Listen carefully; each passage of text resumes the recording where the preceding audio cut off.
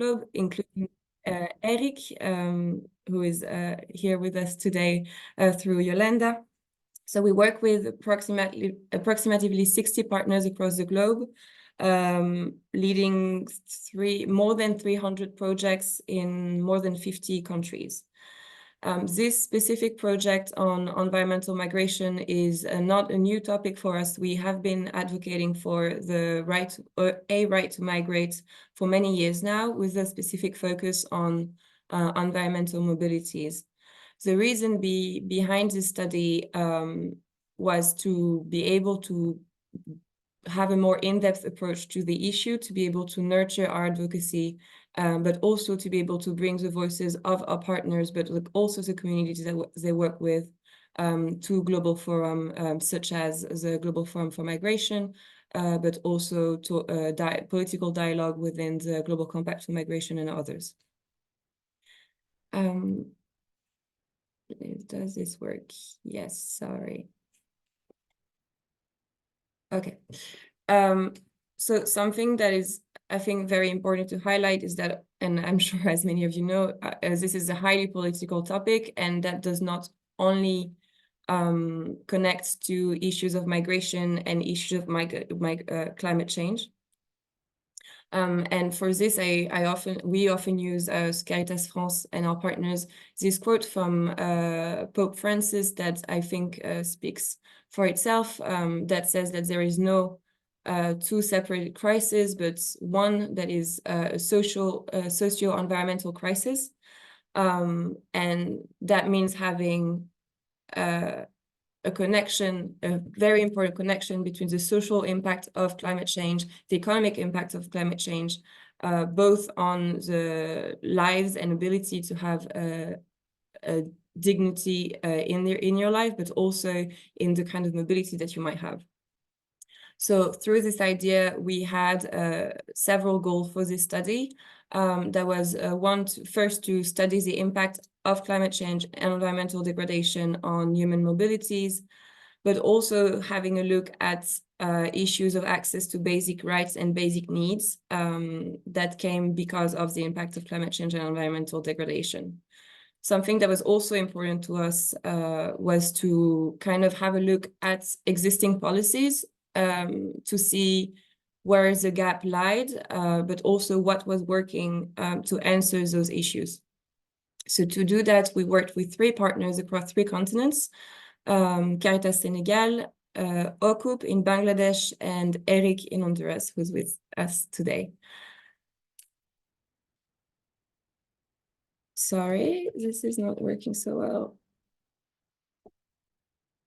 Okay, so I'm just going to go very quickly over Bangladesh and Senegal. The idea is not to go in depth. And of course, I'm not going to cover Honduras because Eric is with us today, so they will be doing that. But the idea is to kind of sensitize you to those situations for some of you who might not know them. Because I think that there were some, of course, singularities across all 3 case studies, but there were also some very interesting similarities that can be very useful for advocacy. So for the case of Bangladesh, I think most people know that it's one of the most vulnerable countries to the effect of climate change, and at least most impacted country for now. Some of the specificity of the community that we worked with that was in the region of Korea was it was extremely vulnerable to cyclones, but also to to soil erosion, soil salinizations, and that created many issues of whether it was because of the flooding, so destruction of habitation and infrastructures, destruction of livelihoods, and the populations were already vulnerable to those impacts because of high levels of poverty and high population density. Out of the people that we interviewed, 70% had to move because of the impacts of several cyclones that led to massive floodings that lasted for more than 2 years. And of course, that created losses of human life and had tremendously negative impacts on both physical security, but also on mental health. What we've seen for the case of Bangladesh policy-wise is that while they had quite developed policies when it came to climate change and human mobility, there was first a lack of connection between the issues of climate change and human mobility, but there was also a lack of capacities to implement those policies, capacities both in terms of human resources, but also in terms of financial resources. For the case of,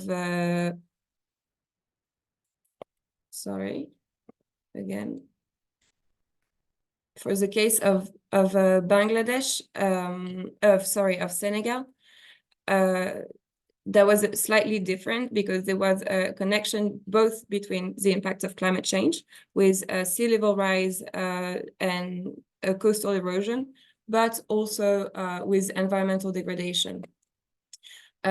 Because the communities that we worked with were fishing communities, and it's important to highlight that they were really, really impacted by the presence of foreign ships that were fishing in their seas, in their water, and those were specific fish. They were trawlers that were damaging the seabeds and creating an unfair competition with traditional Senegalese fishermen. So that was, of course, an issue of resource grabbing, but there was also an issue of land grabbing in a way, because a gas platform had settled in one of the community, hence limiting the usual fishing zone. So, for example, we had testimonies of fishermen telling us that their boats were shot at when they tried to fish in that specific zones because it was now forbidden for them to access it because of the presence of that gas platform.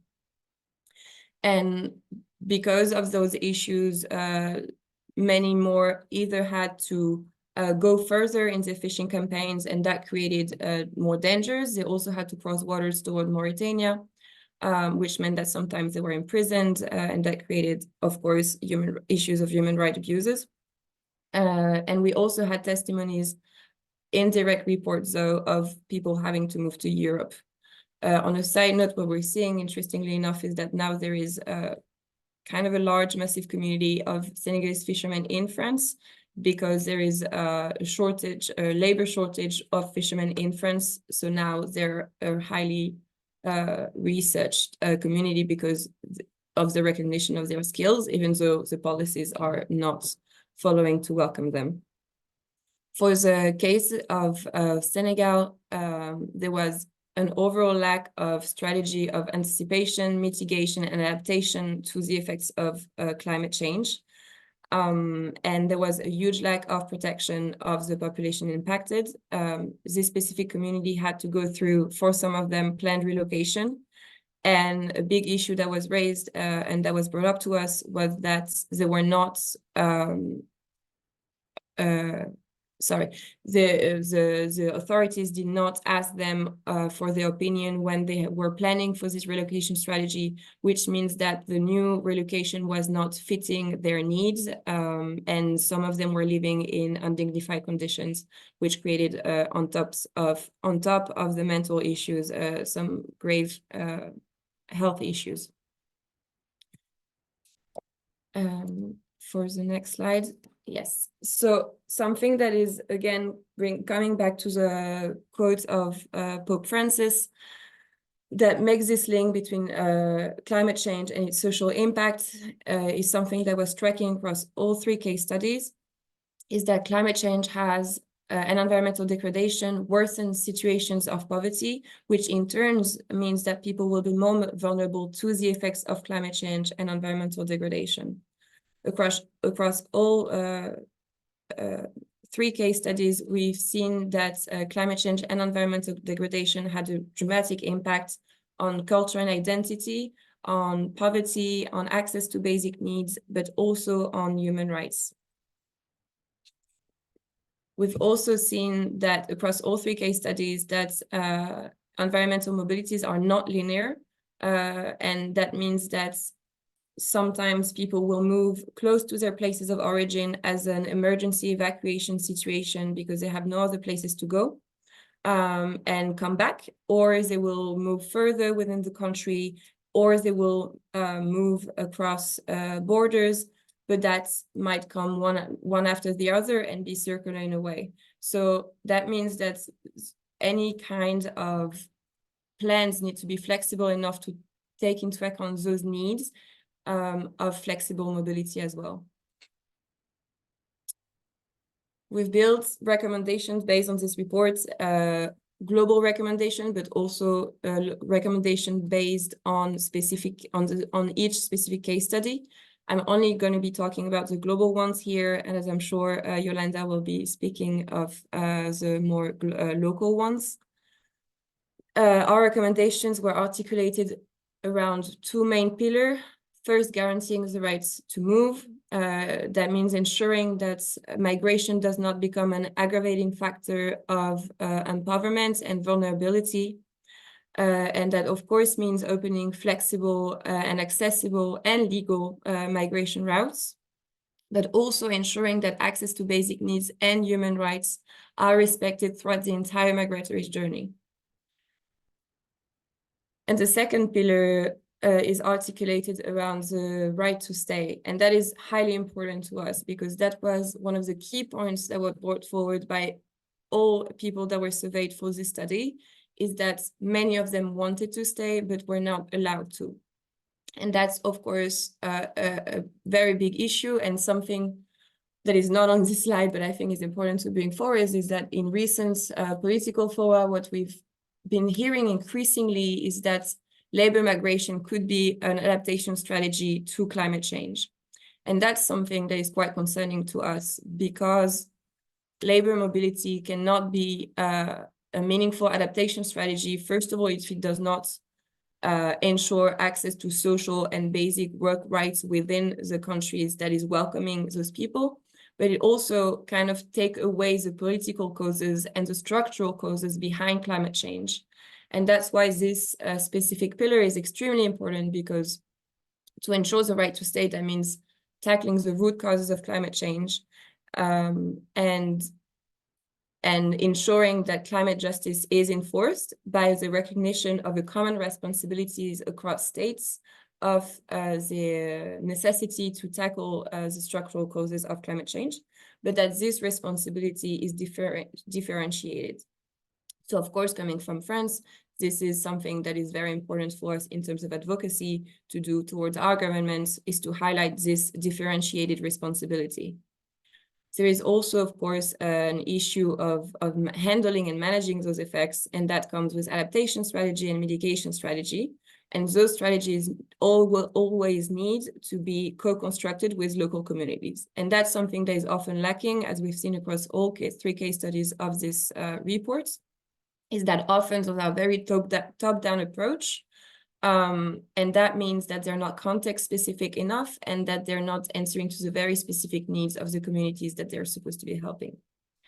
I think that's where I'm going to be stopping, because I think I might be a little over time. Thank you for listening to me, and hopefully that was useful. The report is accessible online, so please don't hesitate to read it. It's accessible in French, English, and Spanish. Thank you.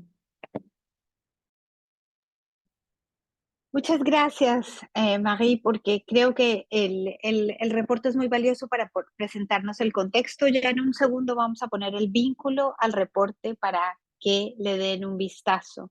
Es también muy valioso encontrar esas recomendaciones y esas conclusiones comunes de 3 lugares geográficos tan diferentes. Bueno, yo quiero ahora darle la bienvenida al equipo de reflexión e investigación, el ERIC de Honduras. Las personas que hemos hecho trabajo vinculado a Honduras conocemos la seriedad, la gran reputación y lo valioso que es el trabajo que el ERIC hace en Honduras, y por eso nos da mucho gusto que nos hayan podido acompañar el día de hoy. Y tenemos a 2 personas claves en la organización. De una parte está Yolanda González Cerdeira, que es del equipo de dirección del ERIC, y del otro está Elvin Hernández, investigador, que hace también parte del equipo de articulación territorial del ERIC. Gracias por estar aquí, y les queremos invitar a que ustedes justamente nos ayuden a entender y a profundizar en la situación en Honduras. Entonces, Yolanda, la idea sería que empecemos contigo un poco para volver sobre cuáles son los hallazgos y las recomendaciones más importantes de esa investigación, volviendo sobre qué está sucediendo en particular en Honduras, cuál es el concepto de desastre que estamos utilizando, si debiéramos hablar de desastres socioambientales y eso qué es lo que significa. Así que con eso, si te parece bien, te doy 10 minutos para tu presentación. Pues muchas gracias, mucho gusto, Elena, como siempre, Marí, y a todas las personas que nos acompañan. Voy a compartir también pantalla, creo que así es más fácil incluso para las... ¿me avisan? A ver si se ve. Sí, ¿Sí la se podemos ven? ver, Vaya, pero vale. tienes que cambiarlo al modo, eso, perfecto. Sí, vale, súper, gracias. Bueno, tal vez empezar diciendo que efectivamente nosotros partimos, si vemos un poco el escenario en Honduras, ¿verdad? Identificamos, seguimos a una bueno, académica ambientalista, Beatriz Felípez Pérez, que habla de los factores ambientales o esos riesgos ambientales que generan movilidad humana y que tienen siempre dos cosas en común. Una, que el cambio climático, la variabilidad climática, intensifica la frecuencia y los impactos de estos factores ambientales, y otra, como vos decís, el incluir que normalmente estos factores son socioambientales, ¿verdad? Porque siempre van de la mano de factores políticos, económicos y sociales. Entonces, podríamos decir, para quien no conoce mucho Honduras, en Honduras se identifican 4 factores o riesgos ambientales que provocan una movilidad forzada. Precisamente en este estudio profundizamos en una, pero quería que tuviéramos rápidamente este panorama, ¿verdad? En primer lugar, las consecuencias del cambio climático para los sistemas de subsistencia, la salud, soberanía alimentaria y la disponibilidad de agua. En Honduras es muy claro, a ver si me deja continuar. Sí, en Honduras es muy claro cuando vemos todo el corredor seco, las sequías con área de sequía y sequía extrema en el centro-sur del país, aunque ya no solamente en el centro-sur del país, ¿verdad? Los impactos recurrentes por el fenómeno del Niño en este corredor, pero también una política de agroindustria intensiva acentúan las altas condiciones de vulnerabilidad, provocan un bajo rendimiento y pérdidas de cosecha, por lo tanto, de ingresos, que provoca una migración interna e internacional que muchas veces está solapada bajo el concepto de migración económica cuando tiene estos orígenes. La misma Organización Internacional para las Migraciones en 2002 hace un llamado en relación a toda esta zona a los actores a atender a los hogares por la sequía y el cambio climático, porque ha verificado el impacto que tiene en relación a la movilidad humana forzada. En segundo lugar, la elevación del nivel del mar, ¿verdad? Que convierte a determinadas áreas en inhabitables, porque a eso se le suma en estas zonas costeras la degradación ambiental provocada también por apuestas económicas vinculadas a, o a monocultivos o al extractivismo, como las camaroneras, que destruyen los ecosistemas que protegen esas costas. Marí nos comentaba casos también en otras zonas del globo, ¿verdad? Esto también sucede en Honduras. Hay casos bien documentados tanto en el sur del país, en el Pacífico, como en el Caribe, en el norte del país. Yo les recomiendo, y luego pondré el enlace, a algunos informes y propuestas de FIAM Honduras, que también es una aliada importante para nosotras porque profundiza en estos temas en concreto. En tercer lugar, para nosotras sí consideramos muy importante también incluir la realidad, y seguimos a Beatriz, ¿verdad? Sobre la competencia y sobreexplotación de los recursos naturales, ¿verdad? De hecho, hace unos años, creo que en 2019, publicamos un pequeño informe, un pequeño sondeo con ACNUR, en el que intentábamos identificar cuál era ese impacto entre estas políticas de extracción de recursos naturales y la movilidad. Y se veían 4 tipos de relaciones. Por un lado, proyectos extractivos que generan deterioro ambiental directamente, el agua contaminada por la minería, hay casos concretos, Asacualpa, Guapinol, la tala de bosques, el desplazamiento, otro anexo causal, directamente el desplazamiento de defensoras y defensores del territorio que se oponen a proyectos, que esto ha ido creciendo en los últimos años, el desplazamiento directo de comunidades por proyectos extractivos y también algo que está tal vez menos aún documentado, pero que es una realidad a vistas, la migración forzada por esa situación de inseguridad general, inseguridad económica motivada por los conflictos en estos territorios que provocan estos proyectos extractivos.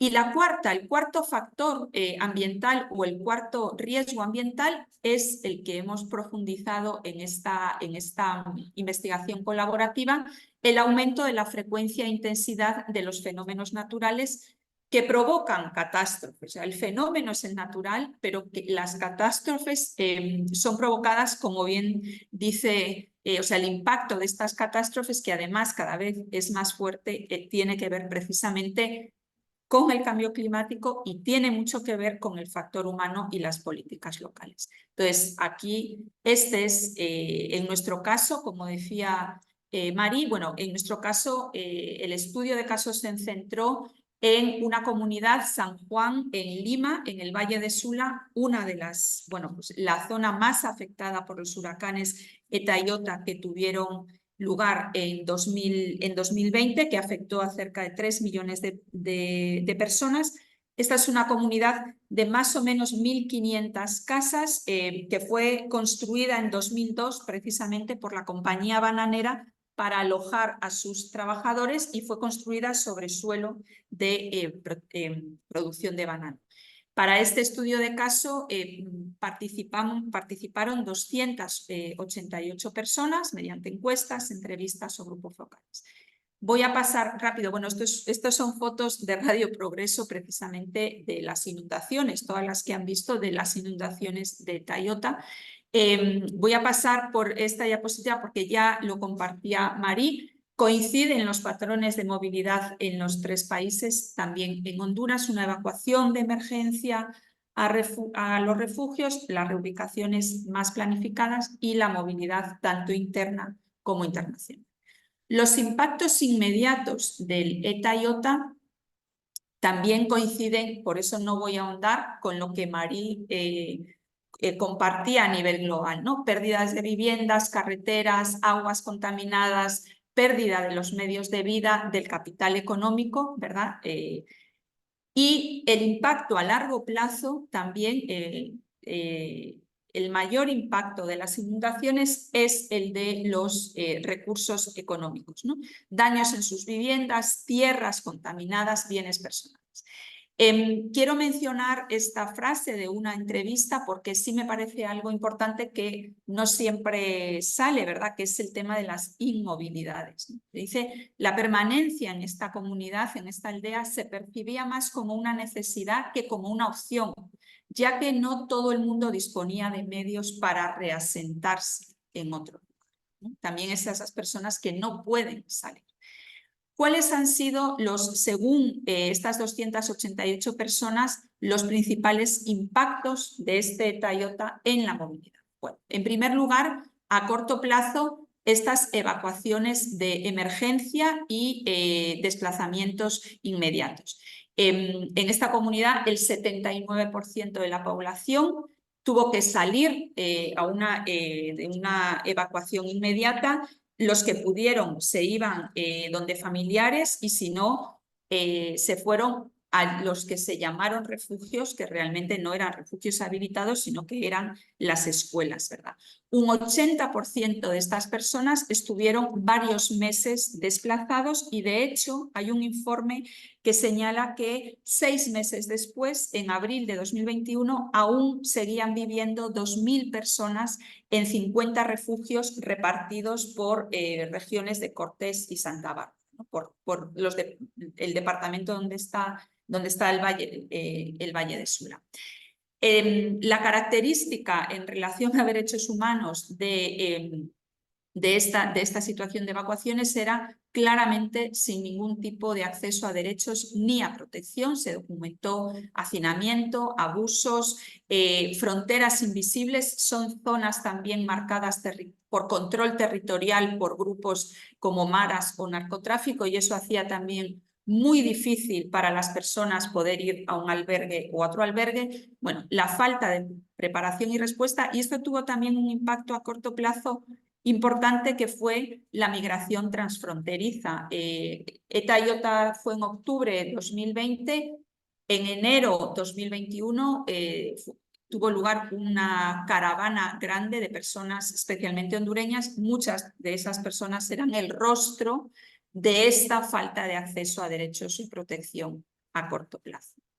A mediano plazo, especialmente las personas alegan las repercusiones económicas de las inundaciones, que son un motor de migración, ¿no? Los problemas de la población que no logran recuperar sus medios de subsistencia. Anoto aquí algo interesante. También entrevistamos a organizaciones de cooperación internacional, organizaciones de ayuda humanitaria, y también hacían una reflexión autocrítica de que realmente ese vínculo entre ayuda humanitaria y desarrollo no se logra hacer, y no se logra hacer desde la agenda de las comunidades, y por lo tanto no se logra este continuo que realmente las personas puedan acercarse a tener los medios de subsistencia que tenían antes, ¿no? La situación socioeconómica claramente 2 años después del ETA y OTA es más precaria en la gran mayoría de la gente que vive en esa comunidad. Y a medio y largo plazo, muy importante y muy marcado, la incertidumbre unido al trauma psicológico de una posible repetición de una catástrofe de tal magnitud, porque no ven avances en la protección del medio ambiente. Y esto liga con estas causas profundas de este deterioro socioambiental y en las políticas de atención, ¿verdad?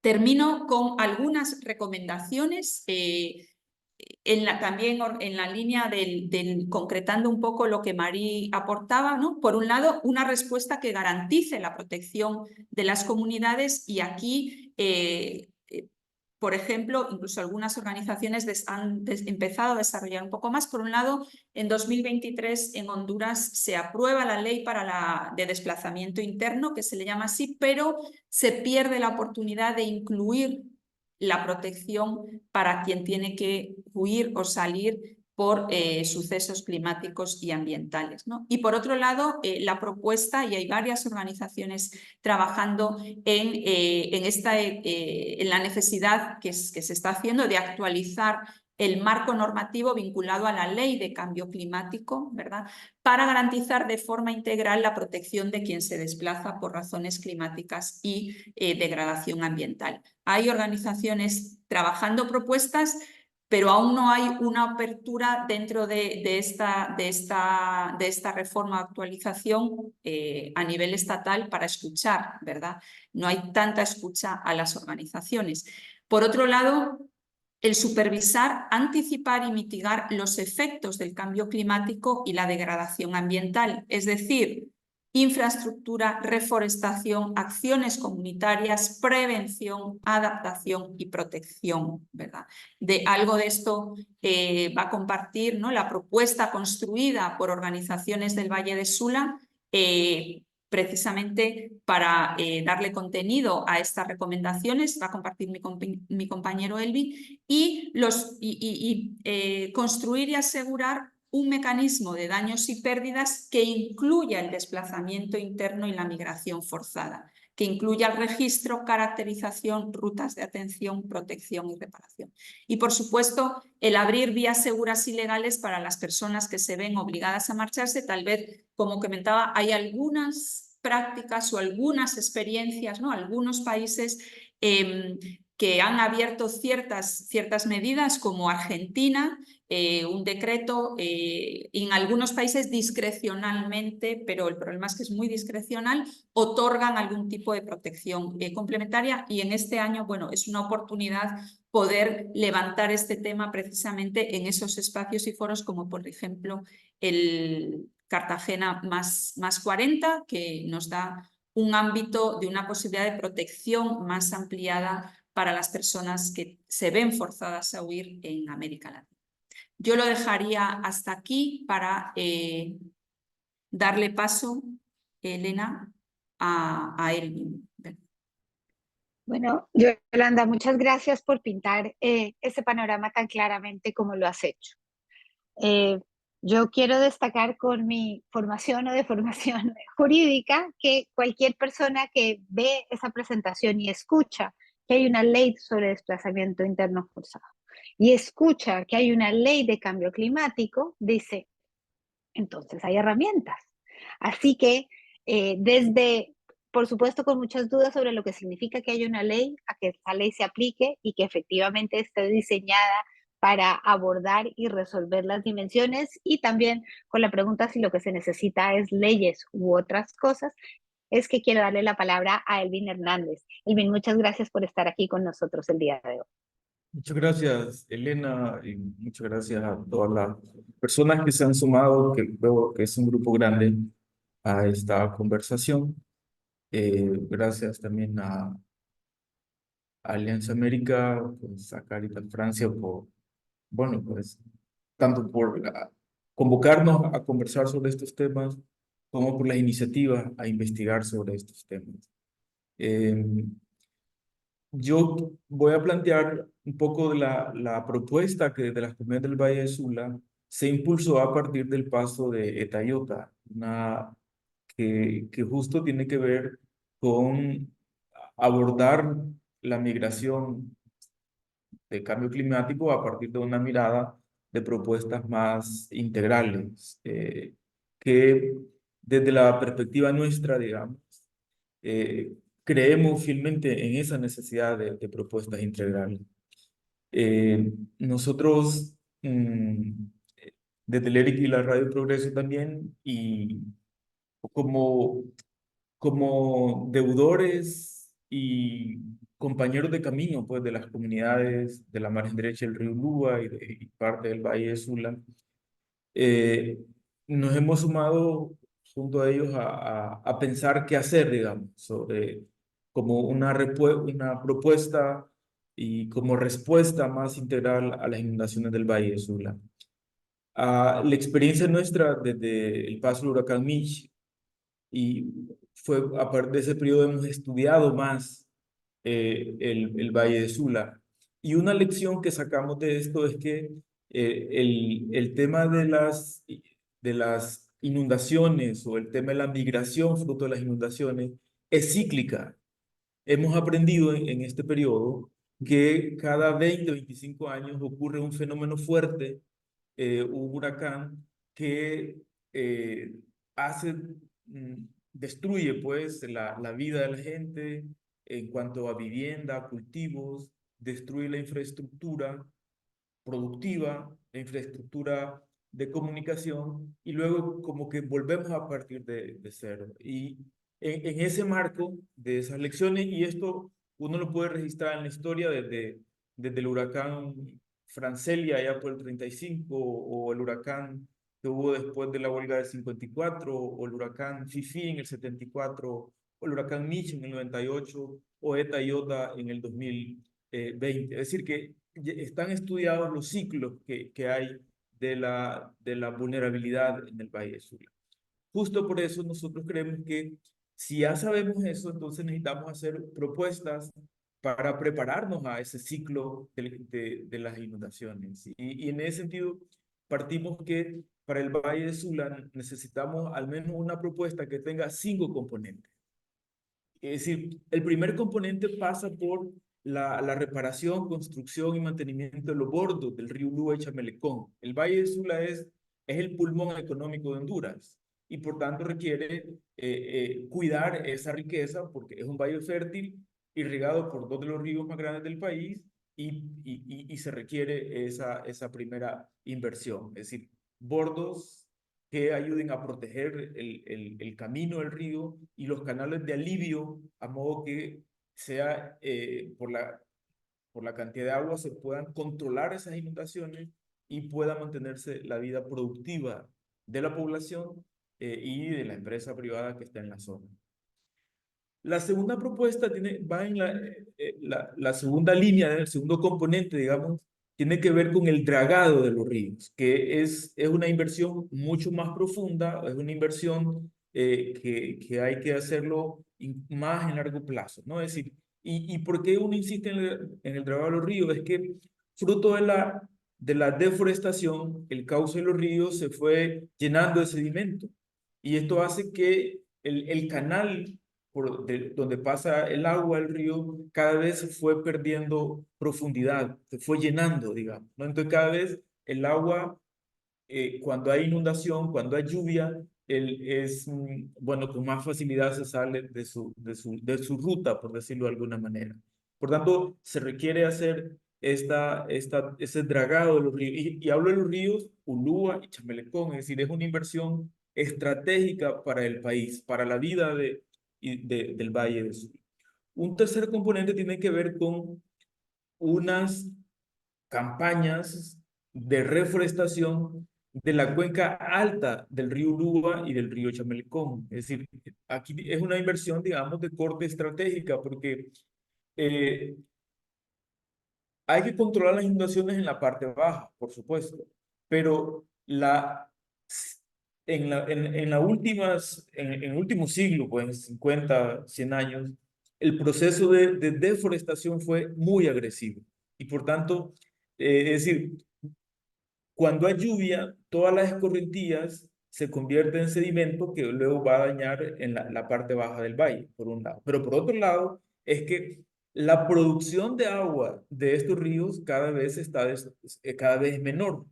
Y eso hace que esa bipolaridad del cambio climático sea mayor, y eso hace que más población esté en situación de riesgo y termine yéndose de los lugares donde históricamente han habitado. El cuarto componente de esta estrategia tiene que ver con la construcción de represas tipo embalse. Aquí, hasta ahora, las represas fueron, las propuestas de represas más han sido para la generación de energía, y se presentaron como proyectos de energía limpia. Cuando ya se han instalado, se ha visto que las consecuencias, o que no era tan energía limpia y no era o sea, la manera como se han desarrollado no ha contribuido en esa línea. Por eso, parte de la propuesta es que el gobierno ahora está promoviendo, y este gobierno ha tomado un poco más de seriedad en escuchar más a las comunidades y acercarse más a propuestas más integrales de unas represas que se puedan hacer, que ya hay diseños de esas represas, ya hay ideas sobre esto, pero que la dinámica de esas represas vayan en la línea de almacenamiento de agua que sirva para sistemas de irrigación agrícola, y que como un componente más secundario sea la producción de energía eléctrica, no como un fin primordial, sino más bien como un elemento secundario, y que eso permite, pues, que esos embalses aseguren producción de alimentos en las zonas altas de la microcuenca, y asegure el control de las inundaciones de la parte baja de la cuenca de estos ríos. Y finalmente, nosotros vemos que quinto componente, perdón, tiene que ver con una política pública de construcción de vivienda tipo barracón. Y esta propuesta tiene que ver a partir de la experiencia del paso de la bananera en el siglo XX. Es decir, la bananera explotó el valle con banano, y siempre hubieron inundaciones, como lo dije antes, ya hay ciclos marcados. La diferencia es que la bananera en su momento tenía un plan de manejo de control, de mantenimiento de los bordos, de los canales de alivio, pero también tenía una política habitacional tipo barracón. De tal manera que había la inundación, pero las personas no perdían sus enseres y tampoco estaba en riesgo la vida. El agua pasaba por bajo de ese tipo de construcción y el impacto, digamos, para la gente era menor, el impacto de traumas, el impacto de considerar una zona inhabitable, sino esa capacidad bueno, pues de adaptarse y de aprovechar esa riqueza que el Valle de Sula tiene. Estos 5 componentes, digamos, son los que se han dialogado con las organizaciones en esta zona, se ha dialogado con algunas autoridades públicas, pero este tipo de propuestas también tienen ciertas limitantes o problemas, digamos, cuando se abordan de esa manera más integral. Es decir, por ahora, esta propuesta avanzó como en su primera fase, en su primer componente, digamos, ¿no? Es decir, en el sentido de construcción de bordos, mantenimiento, algunos canales de alivio.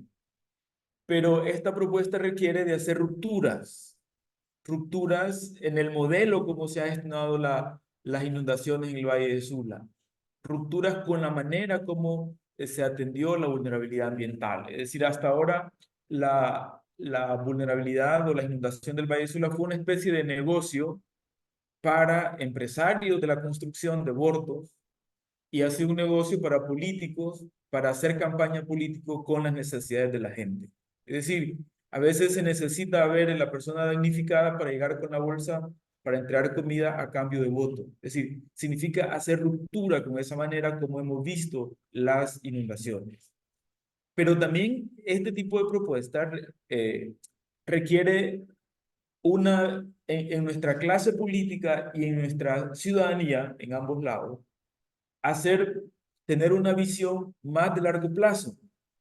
Es decir, porque aquí tanto la clase política se ha quedado y partidos políticos, pues el gobierno, partidos políticos, en hacer inversiones para crear condiciones para el siguiente proceso electoral.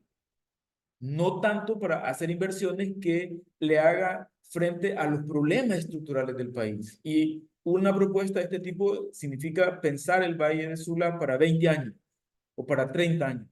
Y eso significa que en 20 o 30 años van a pasar 5 o 8 gobiernos. Y cualquier gobierno que sea tendría que tener el compromiso de impulsar una política pública o una propuesta de este tipo, ¿no? Al tiempo que una propuesta como esta requiere de una mesa de trabajo de coordinación entre distintos actores. Es decir, un espacio de coordinación entre comunidades, gobierno central, gobiernos locales, empresa privada y comunidad internacional.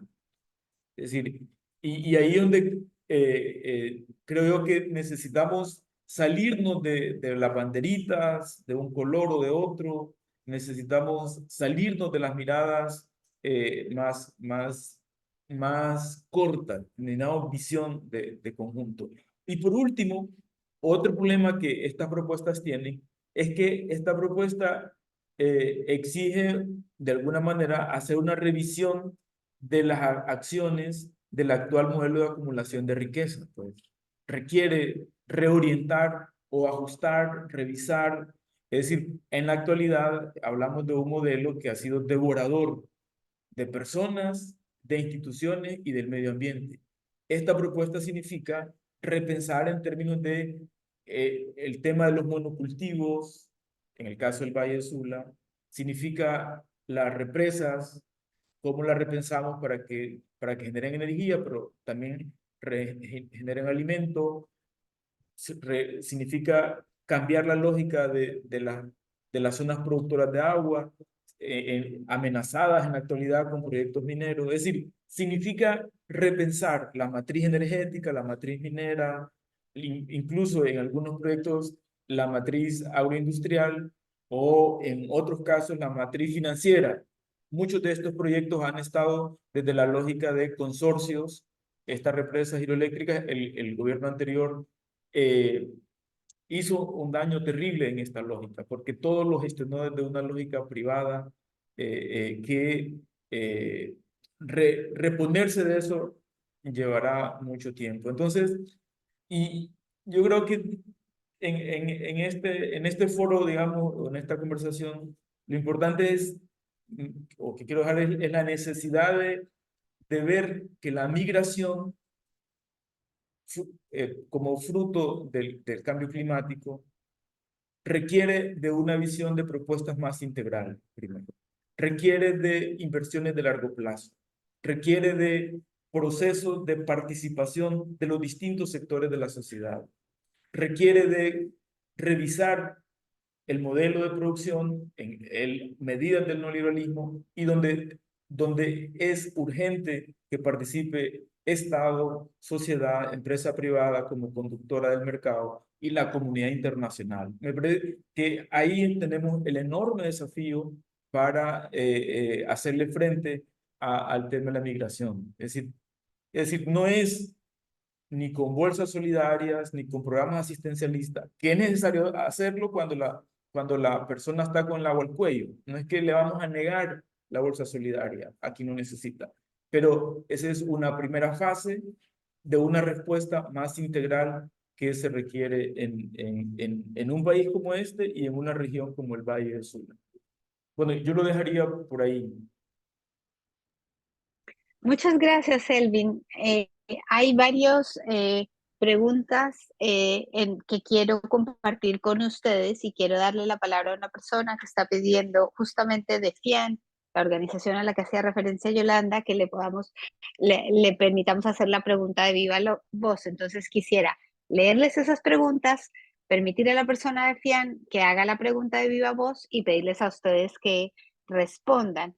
Bueno, lo primero es que hay interés en entender más esos espacios de incidencia. Creo, Yolanda, que en particular se refieren al proceso de Cartagena más 40. Lo segundo es que hacen un comentario en torno a utilizar el agua para generación eléctrica y agricultura, diciendo que probablemente el orden tendría que ser utilizarlo primero para la generación eléctrica para poder así reutilizar para la agricultura. También hacen mención al rol de las bananeras y dicen que probablemente las bananeras hace unas décadas tenían un plan con elementos de adaptación y control de inundaciones mucho más inteligente y realista que el que existe ahora. Me gustaría pedirles sus comentarios al respecto. Vaya. Y por último, también están hablando sobre cuál es el proceso claro y transparente para tomar decisiones. Cómo se decide que actuar en estos 5 puntos, Elvin, que tú mencionabas. ¿A quién le corresponde la responsabilidad? ¿Tiene esos recursos para los bordos, para el dragado? ¿Quién es responsable de esas campañas de reforestación que estábamos hablando? De la política de vivienda, como tratar de entender, porque, y a eso creo que tiene que ver con la propuesta que tú hacías de cómo pensar e incluir a diferentes sectores en esta conversación. Y por último, me preguntan qué participación hay del sector privado en esta conversación. Conocemos mucho el impacto de actividades como la minería que mencionabas al final, Elvin, pero digamos, ¿cómo se pueden o no traer esos actores a la mesa? Y con eso quiero darle la palabra a Ariel. Sé que estamos muy a la hora, Ariel, así que te pido que seas como súper breve en tu presentación, en tu pregunta, y así les abrimos el foro para las preguntas y respuestas.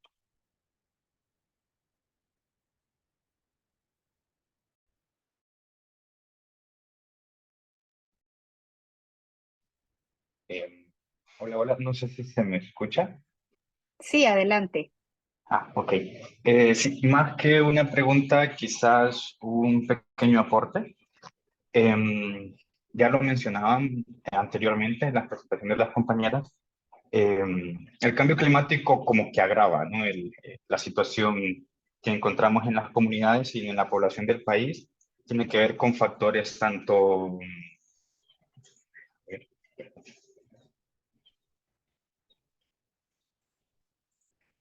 tiene que ver con un tema económico, social, y como lo mencionaba Elvin, toda la matriz productiva y cómo se está orientando. Pero me llama la atención la frase con la que comenzaron, y es cómo estamos incluyendo el cambio climático y la movilidad humana dentro de nuestras actividades de incidencia o incluso dentro de la planificación del país. Hoy en la mañana escuchaba un noticiero local y mencionaba algo interesante. Decía que la planificación es como reforestar y que no se ve de inmediato, pero sí serán cambios que van a experimentar nuestros hijos, por así decirlo. Entonces, reflexionaba un poco sobre lo que mencionaba anteriormente, de la necesidad de hacer acciones inmediatas en este tema, porque, perdón, sí, hacer acciones inmediatas en este tema, pero a la vez de manera integral, complementarlos con políticas de seguimiento y cómo esto se incluye dentro de de las leyes del país, ¿no? Otro punto importante que yo quisiera retomar y creo que no se ha mencionado es el hecho de cómo se crean las redes migratorias. Dentro de las comunidades, cuando nosotros hacemos las visitas en campo, existe como un proceso de normalización o generalización de la migración como una alternativa ante esta situación. Y nos damos cuenta de que quizás el vecino tuvo que emigrar al exterior y se va creando la idea de una posibilidad dentro de las otras personas, ¿no? Entonces, dentro de la escala de alternativas, estas va subiendo y va poniéndose como una principal alternativa para darle solución a este problema. Entonces, creo que es un tema también que sería interesante abordar, el hecho de cómo se está normalizando esta práctica y cómo se está volviendo cada vez más común. Ya los mencionaban los informes, al menos en el caso de la zona sur y sobre todo en el área costera, son casi el 90% de los hogares tiene un familiar en el extranjero y bueno, y sobre todo en el caso de ellos, de que es una condición debido a que dependen directamente del mar, no tienen una alternativa de producción agrícola que pueda suplantar como medio de vida el acceso a los recursos marinos, entonces es un tanto más agravante. Creo que por mi parte sería eso, no, lo demás creo que se ha mencionado bastante y por ahí lo dejo. Muchas gracias, Ariel. Gracias. Bueno, si les parece, para invertir el orden, le voy a pedir a Elvin que empiece y a Yolanda que cierre. Gracias, Elena. Y bueno, gracias por los comentarios. El primero sobre el tema de energía, es decir, de acuerdo que en una lógica, digamos, de honestidad y de sostenibilidad del ambiente, lo ideal es que la energía, el agua de una represa sirva para producir energía como primer momento y luego lo que sale de una turbina sirva para el sistema de riego. La experiencia o el problema, digamos, es que la experiencia en Honduras, es decir, ni siquiera se han planteado todas las represas eléctricas que hay, que se pueda utilizar el embalse para sistemas de irrigación y producción de alimentos. Todo ha sido, es decir, se ha visto como una lógica de generar ganancia, generando energía y ya está. Es decir, no conocemos en este momento ninguna experiencia de una embalse o de una represa hidroeléctrica que esté aprovechándose para el tema de la agricultura. Podemos poner como ejemplo el caso del Cajón, que hay una municipalidad y otra empresa privada que está generando, hay producción de pescado dentro del embalse, pero más que eso no conocemos ninguna experiencia. Entonces, lo que quiero dejar es la idea de que hay que hacer ruptura con esa manera como se ha planteado el tema de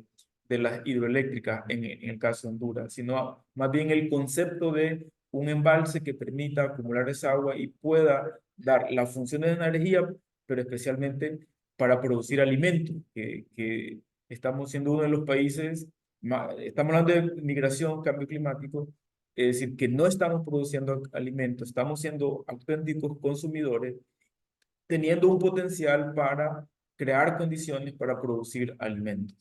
Primera cosa. Segundo, la empresa privada en estos temas, la empresa privada hondureña no hay una historia de un compromiso sobre los grandes temas del país en términos de responsabilidad social, sino hay un tipo de participación en términos de caridad, de asistencialismo, es decir, no de responsabilidad social, como fruto de el aprovechamiento de los recursos del país.